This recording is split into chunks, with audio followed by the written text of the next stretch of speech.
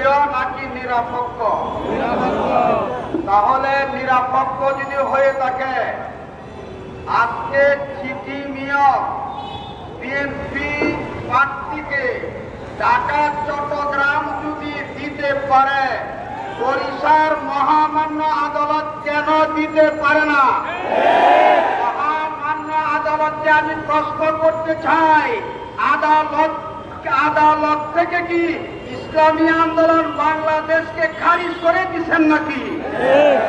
আসিফ মাহমুদ সাহেবকে আমি বলতে চাই, আপনি বলেছেন কি যে আওয়ামী লীগের আমলে যারা পরাজিত হয়েছে তাদেরকে রায় দেওয়া হবে না।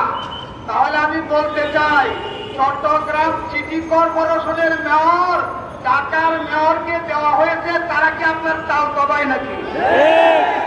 যে লোকটার সঠিক জ্ঞান নাই, তার সিরা এই লোকটা এই উপদেষ্টা পরিষদে টাকার কোন অধিকার রাখে না। শ্রমিক সমাবেশ থেকে তার পদত্যাগ দাবি করেছি। আজকে শ্রমিক সমাবেশ থেকে আমরা বলতে চাই, আগামী 5 তারিখ যদি বরিশাল সিটি কর্পোরেশনের মেয়র ফয়জুল করিম সাহেবকে রায় দেওয়া না হয়, পীর সাহেব চরমনায় নেতৃত্বে 5 তারিখের পরে চট্টগ্রাম সিটি কর্পোরেশনের মেয়রকে 1 ঘন্টার জন্য বসতে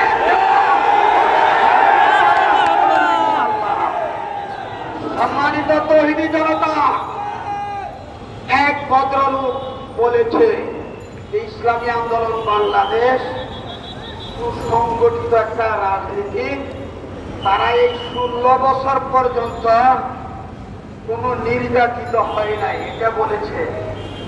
কিন্তু আমি তার জ্ঞানের বিচক্ষণতা পরিচয় দিয়ে আমাদের পরিচয় আমরা দিতে চাই। ইসলামী আন্দোলন বাংলাদেশ কোন শৃঙ্খলওয়ালা রাজনীতি করে না, কোন সংগঠিত রাজনীতি করে, হাতে আইন তুলে নেওয়া হয় না। তাই বলে এই কথা ভাবিয়েন না যে আমাদের মাথার উপরে জুলুম নির্যাতন তুলে দেবেন, আমরা চুপ করে বসে থাকবো।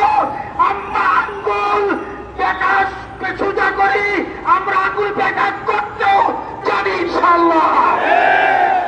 ডক্টর ইউনূস সাহেবকে বলতে চাই, আপনি রাজনীতিকে আপনি দেশ পরিচালনা করতেছেন, অন্যান্য দলের আওয়াজ আপনি শুনে মেনে নিচ্ছেন। আপনি যদি আজকে মহামান্য আদালতকে ইসলামী আন্দোলনের প্রার্থী ফয়জুল করিম সাহেবকে যদি 5 তারিখে রায়ের ঘোষণা না হয়, আপনি ইউনূস সাহেব ওই ক্ষমতা ওই দেশের জনগণ দেখতে চায় না।